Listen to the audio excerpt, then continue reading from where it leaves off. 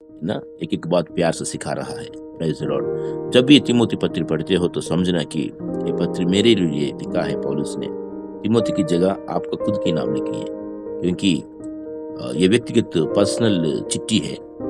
सारे चिट्ठी तो कलीसिया के नाम पे होता है, लेकिन तिमोथी पत्री व्यक्ति के नाम पे लिखा है। और परमेश्वर को धन्यवाद हो, कलीसिया में कैसे रहना और बूढ़ों के साथ कैसे व्यवहार करना और विधवाओं के जीवन कैसे रहना अच्छी तरह से हमको सिखा रहा है। और प्रभु का धन्यवाद प्यारे बहन। इसमें 21 वचन, ये 21 वचन इस कुंजी है, ध्यान सुनिएगा। 5 का 21, पहले तिमोथी 5 का 21 कुंजी है, इसमें फोकस करना है। क्या लिखा हुआ? परमेश्वर और मसीह यीशु और चुने हुए स्वर्गदूतों को उपस्थिति जानकर, ध्यान सुनिए, परमेश्वर यीशु मसीह स्वर्गदूतों के सामने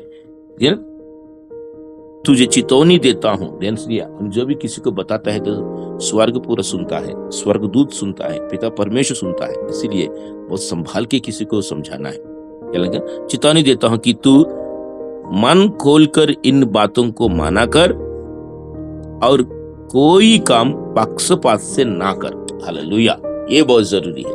पक्षपात से कोई काम नहीं करना। आजकल दलबंदी ज्यादा हो गया, ना, दलबंदी ज्यादा हो गया।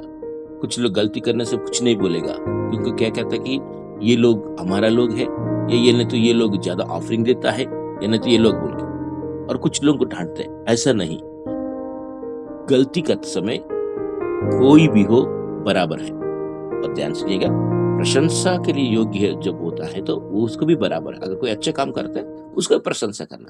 कुछ लोग अच्छे काम करने से प्रशंसा नहीं करता, हाँ क्या काम कर लिया, ऐसा नहीं। पक्षपात से कोई काम नहीं करना।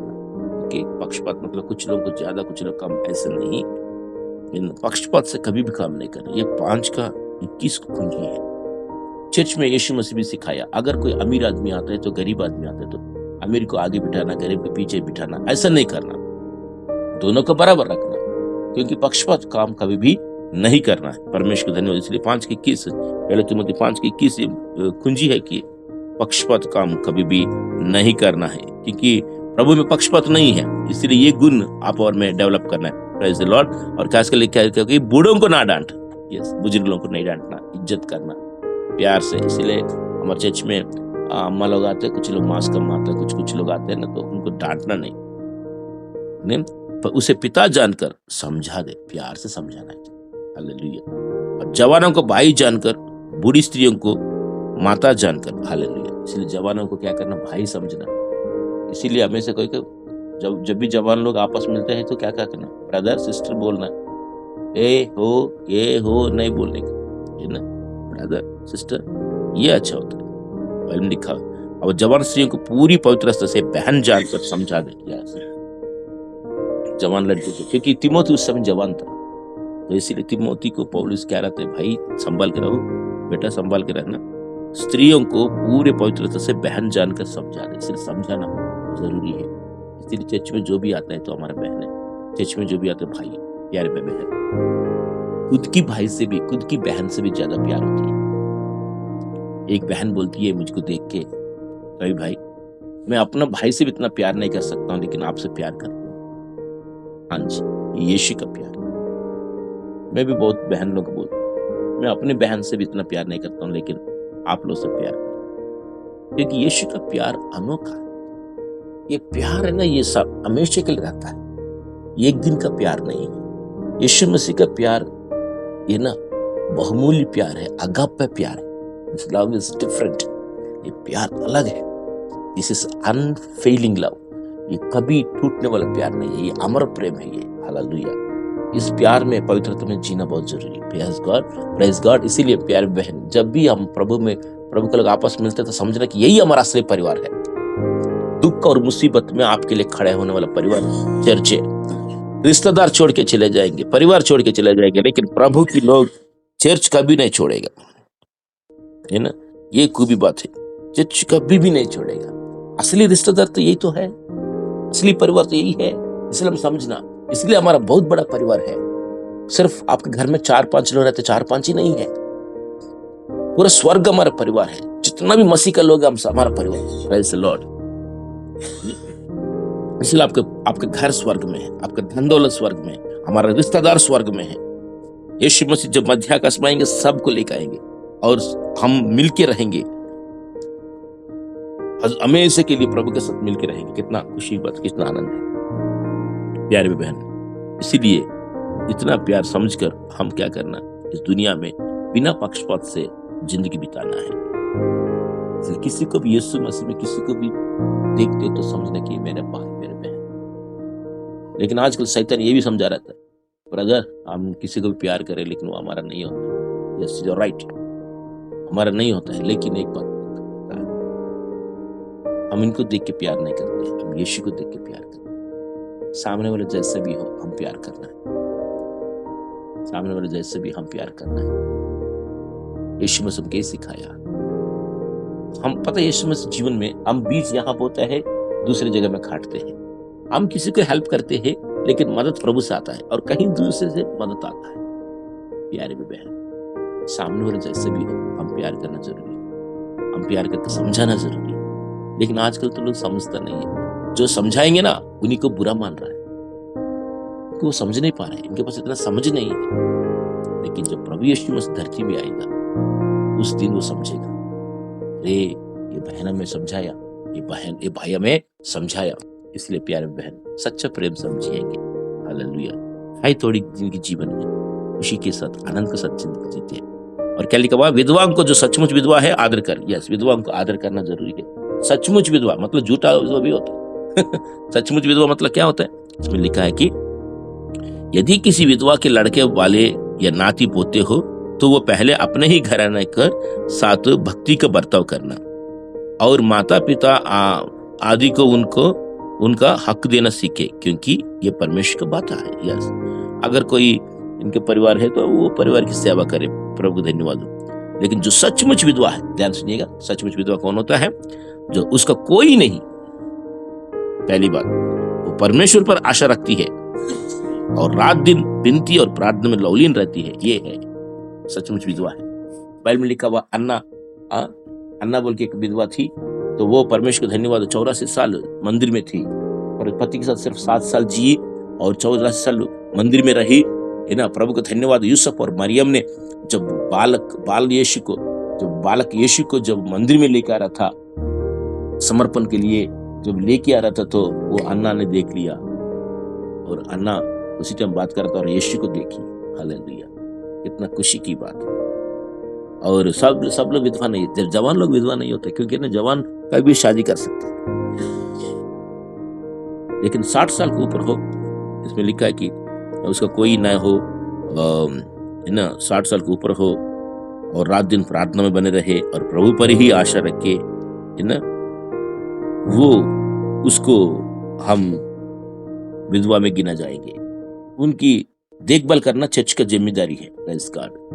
यदि हमारे चर्च में अगर कोई है, अगर कोई नहीं है, इनको ना बच्चे भी नहीं है, बेटे नहीं है, पोते पोती नहीं, नाती नहीं, कोई नहीं है और इसको उम्र भी 60 साल हो चुका है, तो चर्च का जिम्मेदारी होती है कि रेस्पॉन्सिबिलिटी होती है कि उनको देखभाल करना। हालेलुया, परमेश्वर महान है। इसीलिए तो हम लोनी में एक घर बनवा रहे हैं ना, तो इस्लाम सोच रहे कि विधवा बहनों के लिए अलग बनाने के लिए सोच रहे, परमेश्वर का अनुग्रह होने से। अगर कोई नहीं तो आजकल तो सब लोग हैं, लेकिन जिसको कोई नहीं है तो उसको विधवा में गिना जाएगा। जवान लड़की को हम विधवा में नहीं गिना जाता, क्योंकि कभी भी वो शादी कर सकती है। कुछ लोग कहते घर घर जाके बकवास करते हैं, घर घर जाके है ना तोड़ कर देते परिवार को, इसलिए ऐसे लोगों से सावधान रहना।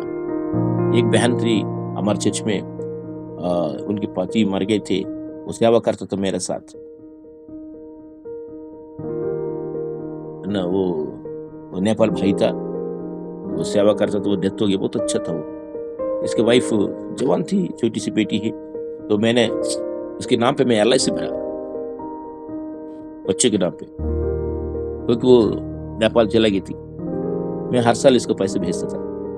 हमारा बच्चे के नाम पे LIC नहीं था, लेकिन उनके नाम पे मैं LIC करवाया, LIC डाला, और जब भी आते तो पैसा देना, सब कुछ देना। लेकिन तब भी वो उनके पति जब डेथ हो गए थे, मेरे साथ हमारा साथी लोग कह रहा था कि कुछ बहन लोग कह रहा था, कब्रिस्तान में कह रहा था, पाशा जी इनको थोड़ा पैसा दे के मदद करके छोड़ दो, क्योंकि बार बार हर साल मदद नहीं कर पाएंगे।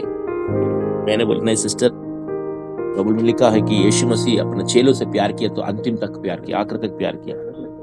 हम ऐसा है कि आखिर तक प्यार करते हैं, सामने वाले जैसा भी हो।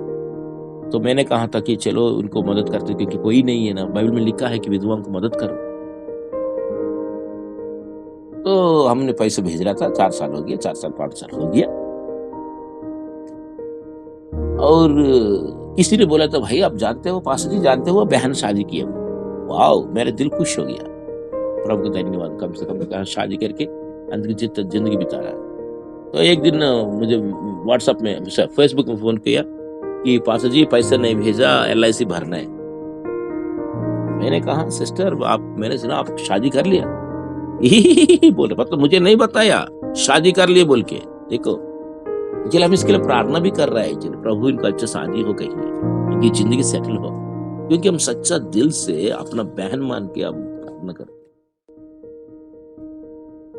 और इसकी पहले वो आई थी, घर घर जाके लोगों को क्या बोले पता है, इसकी 1-2 साल पहले आके पास्टर को बोलिए हर महीना पैसे भेजने के लिए। हर महीने क्या पैसे, गवर्नमेंट नौकरी है क्या, हर महीने पैसे भेजने के लिए। एक कितना लालची लोग होते हैं ना। तो ये लोग भी, कुछ लोग इकट्ठा हो गया, 4-5 लोग, चलो पास्टर से बात करते, हम हर महीने पैसे भेजते। हर महीने। तो मैं नहीं था, मेरे पास जब वापस आए थे तो डर गई, अरे पास्टर से कुछ मत बोलो, वो गुस्सा करता है, क्योंकि मेरा नाक में होता है गुस्सा कुछ बातों में, लेकिन कुछ बातों में तो मैं प्यार करता हूँ। देखिए वो बता ही नहीं है, तब से मैं प्रभु को धन्यवाद, प्रभु वचन पे इतना, मैं वचन से बहुत प्यार करने लग जाता हूँ। क्योंकि इसमें लिखा हुआ 11 वचन में, पर जवान विधवाओं का नाम न लिखना, क्योंकि जब वे मसीह का विरोध करके सुख विलास के पड़ जाती है तो ब्याह करना चाहते हैं। यस, इसलिए जवान लोग विधवा नहीं होता, ये समझना, इसको कोई नहीं है, नहीं लिखा हुआ। और दोषी ठहरती है, क्योंकि उन्होंने अपने पहले विश्वास को छोड़ दिया है। और इसके साथ ही घर घर फिरकर आलसी होना सीखती है, और केवल आलसी नहीं पर बकबक करती रहती है। यस, देखो बकबक करते रहते हैं, इनकी आदत है। घर घर जाके पता है क्या, 10-15 लोग बिगाड़ दिए उसने ना, लोगों को भड़काया, हर महीने पैसे भेजने के लिए बोलो, तो लोग भी सोचने लगे अरे यार इसका कोई नहीं है, हर महीना पैसा भेजना है, चलो पास्टर से बात करते हैं। कैसे देखना, और औरों को काम में हाथ भी डालती है और अनुचित बातें बोलती है। बहुत डेंजर है, 13 वचन पौलुस ने पहले से हमें सिखाया। मैंने पूछा सिस्टर आपने शादी कर लिया? हाँ, कोई ना कोई साथी तो होना चाहिए ना, बोल रहे। सिस्टर आप बोलेगे तो हम बहुत खुशी होता है ना, इतना है ना, अपना परिवार समझ के, अपना बहन समझ के हम चर्च की तरफ सबको हर महीना मतलब हर साल आपको हेल्प कर रहा है। दूसरी बात, जब भी तुम आता है वकील 20-30 हजार 40 हजार 50 हजार देते हैं हम, है ना। जब भी नेपाल से आती है तो हम इतना पैसा दे रहे हैं कि पैसे देते हैं और देखभाल करते हैं, घर घर में बिठा कर खाना खिलाते हैं और सबको बोलते हैं कि अपना घर में ले जाओ। इतना प्यार करूँ तो ये लोग ना अनुचित बातें बोलती है। इसीलिए मैं चाहता हूँ कि जवान विधवा ब्याह करे और बच्चे जने और घर बार संभाले और किसी विरोधी को बदनाम करने का अवसर ना दे। इसीलिए प्यारे बहन, आप लोग भी जब हमारे चर्च में अगर फिर जवान लोग विधवा होते हैं तो उसको विधवा में ना गिने, क्योंकि इसको हम दूसरा शादी कराएंगे, उसको विधवा नहीं होता है। परमेश्वर को धन्यवाद है। लेकिन बुजुर्ग लोग जो 60 साल पे ऊपर होते हैं तो उसको मदद करना हमारा जिम्मेदारी है, ताकि प्रभु हमें बहुत आशीष देते हैं। और बाइबल ने कहा अनाथ और विधवाओं के पक्ष में यहोवा लड़ता है। आमीन। इसीलिए हम ऐसे लोगों को मदद करेंगे तो उनका आशीष है। गरीबों को मदद करना यहोवा को उधार देना। आमीन। गरीबों को मदद करना यहोवा को उधार देना। यस, यहोवा को, ईश्वर को कोई उधार दे सकता है? वो सब कुछ महान परमेश्वर, लेकिन विधवाओं का, अनाथों को मदद करते हैं, अच्छे आशीष देते हैं। क्योंकि अनाथ जीवन में क्या गुजरता है हमें मालूम है। मैं आज भी याद करता हूँ कभी कभी मेरे चाचा के बच्चे ना, मेरे चाचा के बच्चे जब खाना खाते समय हमें देखते थे, क्योंकि मेरे चाचा के बच्चे खाते थे कुछ नहीं, बिस्किट्स चॉकलेट्स जो भी खाते ना, तो बचपन में हम देखते थे। एक दिन मैं ऐसा देख रहा था, मेरी दीदी मुझसे बड़ी है, मैं बहुत छोटा था, मेरी दीदी मुझसे बड़ी है, मेरी दीदी देखती है, अरे मेरे भाई देख रहे बोल के ना, तो उसको मन में तुरंत आके क्या किया उसने, थोड़ा चावल निकाला, सिलबट्टा में पीस के एक डोसा जैसे बना के मुझे दिया।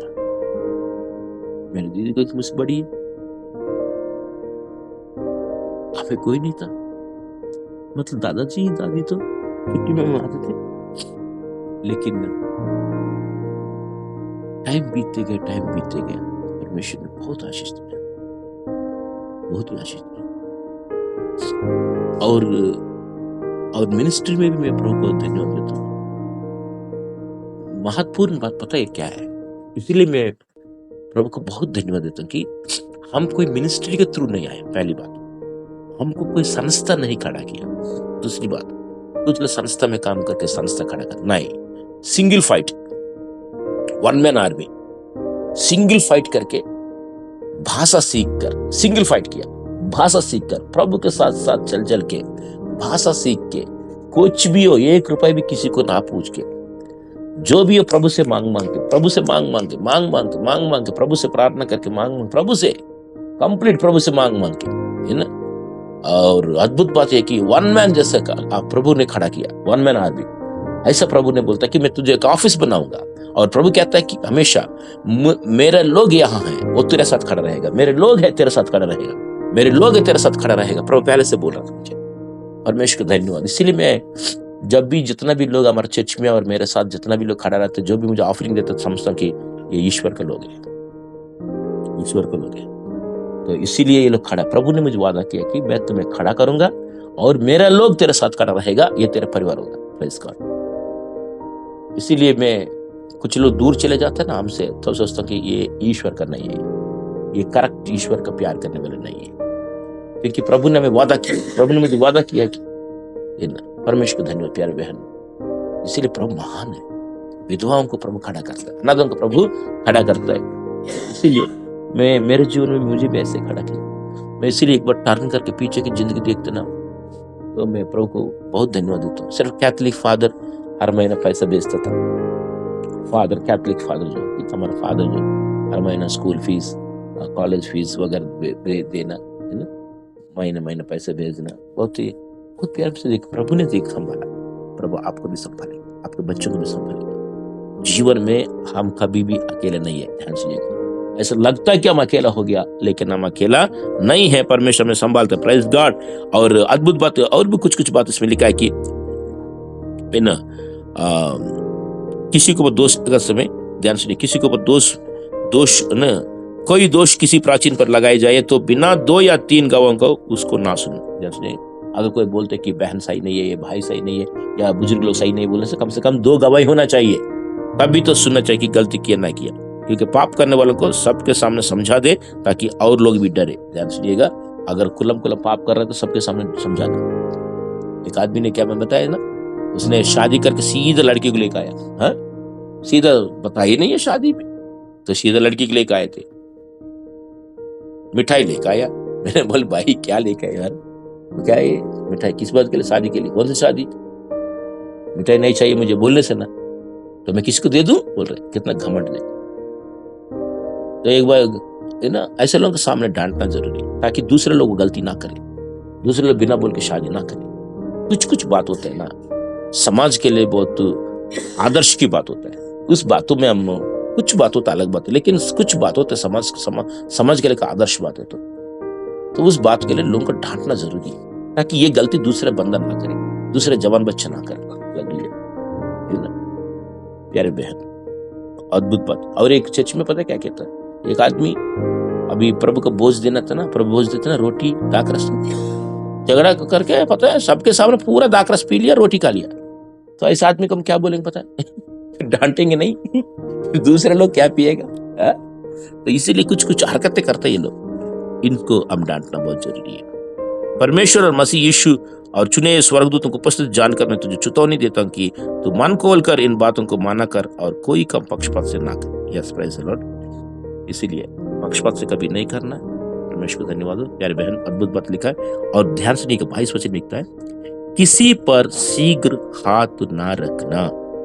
ये शीघ्र हाथ ना रखना मतलब क्या होता है कि किसी को भी जल्दी से नियुक्त ना करना, हाथ रखना मतलब पुराने जमाने में हाथ रख के प्रार्थना करके बोलते भाई आज से तू पास्टर हो, आज से तू सुसमाचार प्रचारक हो, आज तो तू खाना बांटने वाला हो। क्योंकि एक बार यरूशलेम में खाना बांटने के लिए 7 लोगों को नियुक्त किया है, तो उनके ऊपर हाथ रख के नियुक्त करता है। इसलिए हाथ रखना मतलब किसी को जल्दीबाजी में नियुक्त ना करे, क्योंकि किसी को नियुक्त करेगा ना वो धोखा देकर चला जाएगा और धोखा परेशान कर देगा, और दूसरों के पापों में भागी ना होना, क्योंकि हम नियुक्त कर दिया तो वो गलत करेगा तो गलती हमारा है। अपने आप को पवित्र बनाए रख, इसलिए किसी को ऊपर जल्दी में हाथ ना रखना। समझ लीजिए, अगर समझ लो कोई पैसा दे रहा है, हेलो, कोई पैसा दे के बोलते कि मुझे अभिषेक दे दो, क्योंकि एक बार पतरस और यूहन्ना के सामने एक आदमी आया पैसा लेके, कहता है कि भैया ये पैसा लेके मुझे प्रार्थना करो, तेरा ये पवित्र आत्मा का अभिषेक मुझे चाहिए। तुरंत पतरस और यूहन्ना ने बोला, तेरे दिल पाप से भरा है, इस पवित्र आत्मा का काम में तुमका भाग नहीं है। ध्यान से सुनिए, आजकल अभिषेक बेचता है ना लोग। मैंने देखा था एक अफ्रीकन चर्च में दिल्ली में एक पास्टर अच्छा प्रचार कर रहा था, तो उसने क्या बोल बताया, ये अभिषेक जिसको चाहिए 2,000 दे दो, मैं आपको दे दूंगा। बोला अरे बाप रे, 25-30 हजार लोग, 25-30 लोग आ गया, मतलब 50-60 हजार एकदम से कमा लिए ना। और कहता है कि किसी के ऊपर हाथ रख दूंगा। बाइबल में लिखा हुआ जल्दीबाजी में हाथ ना रखना। इसलिए कोई पैसा लेकर आके हमारे सामने रखे और वो कहता कि ये पवित्र आत्मा का वरदान मुझे चाहिए, हम किसी को भी हाथ नहीं रखना, किसी को भी नियुक्त नहीं करना। कहने का मतलब ये है, ध्यान सुनिए, बहुत लोग सोचते कि हाथ रखना क्या है। हाथ रखना मतलब किसी को नियुक्त करना, किसी को अभिषेक करना, किसी को इम्पोर्टेशन गिफ्ट देना, गिफ्ट को इम्पोर्टेशन करने देता है ना। हम जल्दीबाजी में किसी को नियुक्त नहीं करना चाहिए। बंदा को पहले जांचना चाहिए कि ये पवित्र है या नहीं है, इसका सुनाम है या नहीं है, इसके पास विश्वास है या नहीं है, सब कुछ जांचना, इनके दिल सही है नहीं है, सब जांचना तब नियुक्त करना। ध्यान सुनिए, प्रेज़ द लॉर्ड।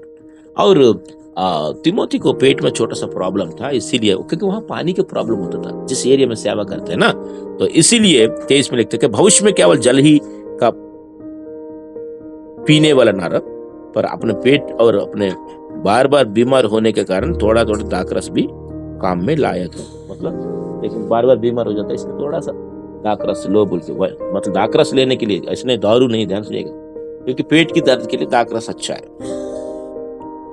ना। कुछ कीड़ा वगैरह तो मर जाता है, इसीलिए तो क्योंकि हम ऐसे नहीं बोलना चाहिए, लेकिन परमेश्वर को धन्यवाद, राइट। लेकिन तिमोथी को पौलुस कहता है कि पेट की दर्द के लिए, पेट में बीमारी के लिए थोड़ा थोड़ा दाखरस काम में लाया कर, राइट।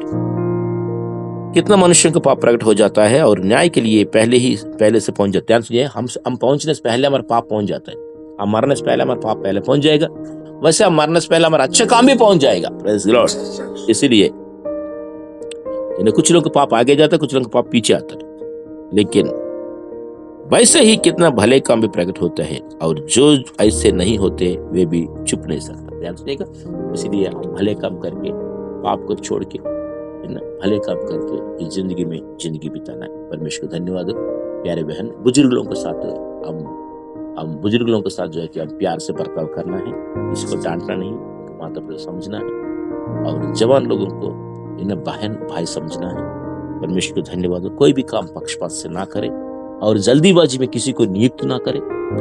परमेश्वर को धन्यवाद। और भले काम करते हुए प्यार से इस दुनिया में जिंदगी बिताना।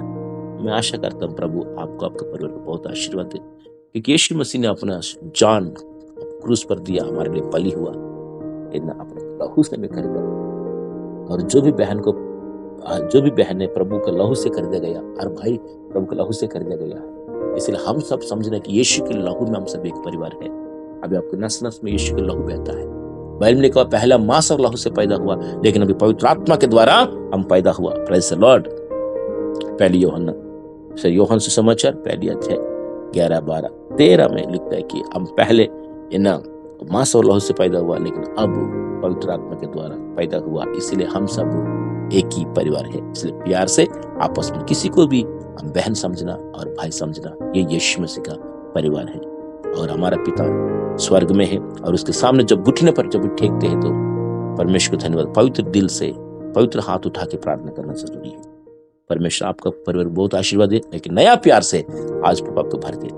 God bless you. आइए प्रार्थना करेंगे। धन्यवाद राज शिवंकर परम प्रभु जी आपके प्यार के लिए